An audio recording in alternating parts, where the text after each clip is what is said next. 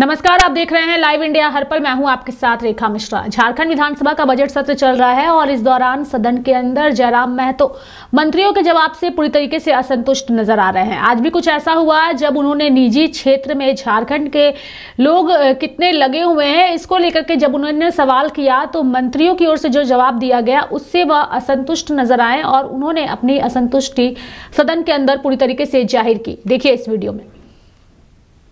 में प्राप्त हो चुका है और चूंकि माननीय मंत्री महोदय नया प्रभार है इसलिए मैं इनको इस कार्य के लिए विशेष दोष नहीं दूंगा, लेकिन ये काफी गंभीर प्रश्न है और उत्तर में इन्होंने स्पष्ट कह दिया है। चूंकि मैंने ये प्रश्न मांगा था कि झारखंड के लोग निजी उद्योगों में कितने बहाल हैं, तो इनका उत्तर था, विभाग का जो उत्तर हमें मिला है जिसमें इन्होंने 2.5 लाख के आसपास बताया कि इनके पे रोल में नामित है, जिनमें मात्र 53,000 झारखंडी है। और उसके बाद अध्यक्ष महोदय सरकार का उत्तर है कि माननीय उच्च न्यायालय ने इस पर रोक लगा दिया है। ठीक है, हम भी मानते हैं माननीय उच्च न्यायालय ने रोक लगाया है दिसंबर के महीने में, तो अगर दिसंबर से पूर्व यानी आपके पास जो डेटा है जाहिर सी बात तो दिसंबर से पूर्व है, और अगर दिसंबर से पूर्व का डेटा है अध्यक्ष महोदय तो इसका मतलब ये स्पष्ट है कि सरकार की लाख प्रयास के बावजूद भी इस नियम का अनुपालन नहीं किया गया है। निजी क्षेत्रों में 75% के आरक्षण को बिल्कुल अनदेखा किया गया है। इसलिए मेरा सीधा सवाल यही होगा कि अगर जिन निजी कंपनियों ने आपके इस नियम का अनुपालन नहीं किया, क्या आप उस पर कार्रवाई करने का पक्ष रखते हैं? माननीय मंत्री जी। अध्यक्ष महोदय, चूंकि उच्च न्यायालय ने इस पे रोक लगा दिया गया है और जो माननीय विधायक जयराम महतो जी का सवाल है, सवाल वाकई में लाजमी है महोदय कि इन्होंने पूर्व की बात किया है, तो महोदय हम जांच करा लेते हैं। अगर इस तरह की कोई बात उसमें आती है महोदय, और माननीय विधायक जी को भी हम सूचना दे देंगे, तो अगर किसी प्रकार की कोई गड़बड़ी होगा महोदय तो उस पर हम कार्रवाई करेंगे महोदय। अध्यक्ष महोदय, मेरा दूसरा पूरक है जो कि महत्वपूर्ण है। माननीय उच्च न्यायालय में चल रहे इस मामले में सरकार की तैयारी क्या है? कहीं ऐसा ना हो 2002 में भी स्थानीय नीति हम लेकर आए थे, उच्च न्यायालय में रोक लगी और सरकार ने से उसके ऊपर के सदन में चुनौती नहीं दिया, जिसका परिणाम आज 25 साल के बाद भी झारखंड का आम जनमानस भुगत रहा है। तो मान के चलिए अगर नकारात्मक निर्णय आता है, उच्च न्यायालय की बात हो रही है इस नियोजन नीति में, अगर मान के चलिए हमारा नकारात्मक उत्तर आता है उच्च न्यायालय के द्वारा, तो उस समय सरकार की तैयारी क्या है और सरकार की कार्य योजना क्या है? सरकार किस प्रकार इस गंभीर विषय से निपटेगी? मैं ये सरकार के माननीय मंत्री से जानना चाहता हूँ। माननीय मंत्री जी। अध्यक्ष महोदय, जब तक न्यायालय से कोई आदेश नहीं आता है महोदय तब तक हम उस पर कोई निर्णय नहीं ले सकते महोदय, और जब उच्च न्यायालय से आदेश आ जाएगा महोदय उसको देख लेंगे, फिर राजहित में जो निर्णय होगा महोदय हम लोग करेंगे। अध्यक्ष महोदय, मेरा सीधा पूरक रहेगा माननीय मंत्री जी से, क्या आउटसोर्सिंग कंपनियां जैसे जो पारा मेडिकल स्टाफ की बहाली लेती हैं या फिर पारा टीचिंग स्टाफ की बहाली लेती हैं या फिर अन्य सेक्टरों में जो आउटसोर्सिंग एजेंसियां स्टाफ की बहाली लेती हैं, क्या आप उन्हें निजी कंपनी मानते हैं? ऑब्जेक्टिव टू ऑब्जेक्टिव उत्तर दीजिए। अध्यक्ष महोदय, हमने साफ शब्दों में कहा महोदय कि जब तक उच्च न्यायालय से कोई आदेश पारित नहीं हो जाता महोदय, हम कुछ भी बोलने से जो है इनकार करते हैं महोदय, चूंकि ये मामला अभी न्यायालय में चल रहा है। जो बातें जयराम महतो जी ने कह रहे हैं ये गंभीर सवाल है महोदय, लेकिन मामला तो उच्च न्यायालय में है।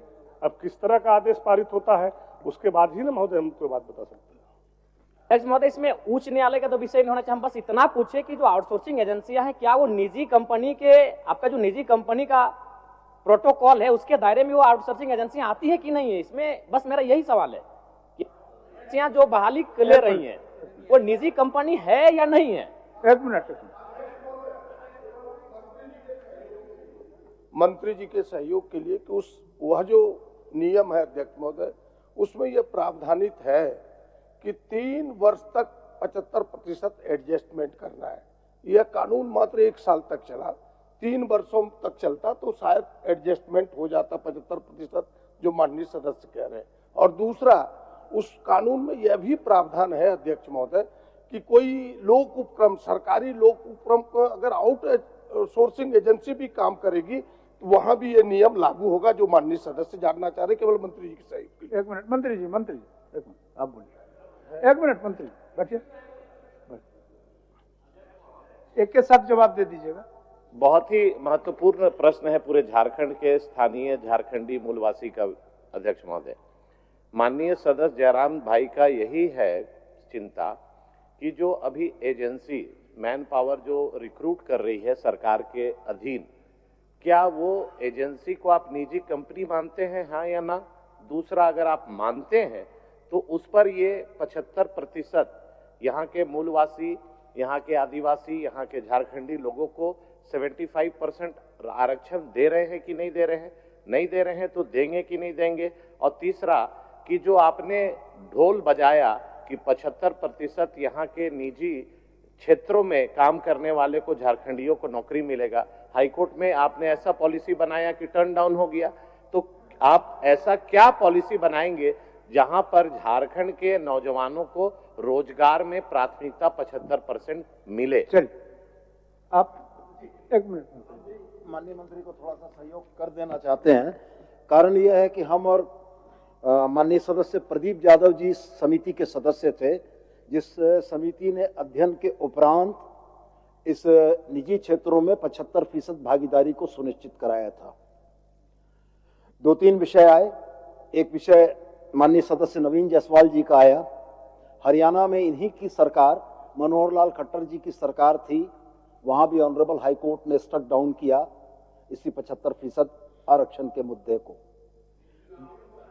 दूसरी बात जो चीजें हरियाणा हाई कोर्ट ने हरियाणा के लिए लागू की, ऑनरेबल हाई कोर्ट झारखंड ने झारखंड में लागू किया, प्रक्रियागत है, जो निर्णय आएंगे। दूसरी बात मैं स्पष्ट बड़ा कहना चाहता हूं कि कोई भी कानून रातों रात लागू नहीं हो सकता है। एजेंसीज जो यहां पर आउटसोर्सिंग का काम कर रही थी, उनको इसके रेगुलेशन के लिए, नियमितीकरण के लिए हम लोगों ने 3 वर्ष का एक विंडो दिया था कि जो बाहर के कर्मियों को आपने कार्यरत कर रखा है, उनको रिप्लेस करते हुए 40,000 रुपया से नीचे वेतन या भत्ता पाने वाले लोगों में आप झारखंडियों को नियुक्त करेंगे। तो सवाल यह है कि ऑनरेबल हाईकोर्ट के आदेश से पहले कंपनियां इसका अनुपालन कर रही थी और इसको हम लोग अपनी इन्फोर्समेंट एजेंसीज के माध्यम से अनुपालन करा रहे थे। माननीय उच्च न्यायालय का न्यायाधीश जब इन बातों को भी रोकता है तो आउटसोर्सिंग कंपनी में भी इन चीजों को लागू कर पाना संभव नहीं है, क्योंकि यह न्यायाधीश का उल्लंघन होगा। और जहां तक रह गया सवाल आउटसोर्सिंग कंपनियों के निजी होने का और नहीं होने का, तो वास्तव में वो तो निजी कंपनियां हैं ही, लेकिन यह कानून उन पर इसलिए प्रभावी नहीं है कि न्यायाधीश ने हमारे हाथ बांध रखे हैं। मान्यवर। माननीय मंत्री जी, माननीय सदस्य प्रश्नकर्ता का एक ही सवाल है आपसे। प्रश्नकर्ता चाह रहे हैं जो निजी कंपनी अपना अहर्ता को, निजी कंपनी होने का जो अहर्ता है उसको रखता है या नहीं, यही ना जयराम जी? ठीक, बोलिए। अध्यक्ष महोदय, आउटसोर्सिंग एजेंसी निजी कंपनी मानती है महोदय, और जो बातें 75% का है महोदय, साफ शब्दों में माननीय सदस्य सोनू जी ने, प्रदीप जी ने, नवीन जी ने क्लियर कर दिया महोदय। और इस चीजों को जैसे भी हाईकोर्ट का आदेश आता महोदय, अब क्या आदेश आता है उसके बावजूद हम निर्णय लेंगे महोदय। ठीक ठीक। लास्ट हम आप उसके बाद बैठ ही जाएंगे, हम सवाल नहीं करेंगे। कुछ भी साफ साफ नहीं अध्यक्ष महोदय। माननीय मंत्री, 2 मंत्री खड़े होकर हमें संतुष्ट नहीं कर पा रहे। हाईकोर्ट ने ठीक है दिसंबर महीने में रोक लगाया है, हम मान रहे हैं दिसंबर महीने में हाईकोर्ट ने रोक लगाया है, लेकिन आप जो डेटा दे रहे हो 2022 से लेकर 2024 तक का दे रहे हैं, और उस डेटा के अनुसार आप मान रहे हैं अध्यक्ष महोदय, उस डेटा के अनुसार ये मान रहे हैं कि 53,000 झारखंडी वर्कर हैं, 2 लाख गैर झारखंडी हैं। तो कैसे हम अपने आप को संतुष्ट कर पाएंगे? ना हम संतुष्ट हो पा रहे हैं, ना आज इस सत्र को घरों में बैठकर जो झारखंडी देख रहे हैं वो युवा संतुष्ट हो पाएंगे। आप खुद मान रहे हैं, आप कह रहे हैं कि आपके पेरोल में 2,46,000 वर्कर नामित हैं, जिसमें मात्र 53,000 झारखंडी है। तो हम कैसे संतुष्ट हो पाएंगे? अगर उसको परसेंटेज में तब्दील करते हैं तो 21% होता है, तो आप किस मुंह से 75% आरक्षण की बात करें? मैं मंत्री महोदय आपको दोष नहीं दे रहा, चूंकि आप नए आए हैं, लेकिन इससे पूर्व जो कार्यकाल जिन्होंने संभाला है उनसे भूल हुआ है, स्वीकारिए। दूसरी बात, जो हम बैठ रहे हैं, अब हम कुछ भी बहस नहीं करने जा रहे, राज्य की जनता सुन रही है।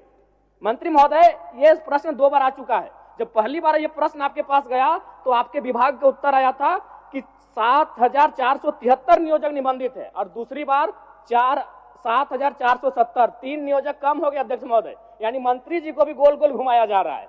5 दिन पहले मेरा यही प्रश्न आया था 7,473 नियोजक थे और आज मेरा प्रश्न जब दोबारा आया है तो 7,470 नियोजक हो चुके हैं। मंत्री जी को खुद गोल गोल घुमाया जा रहा है। ये इस राज्य की दुर्दशा है। हम कुछ नहीं बोलेंगे।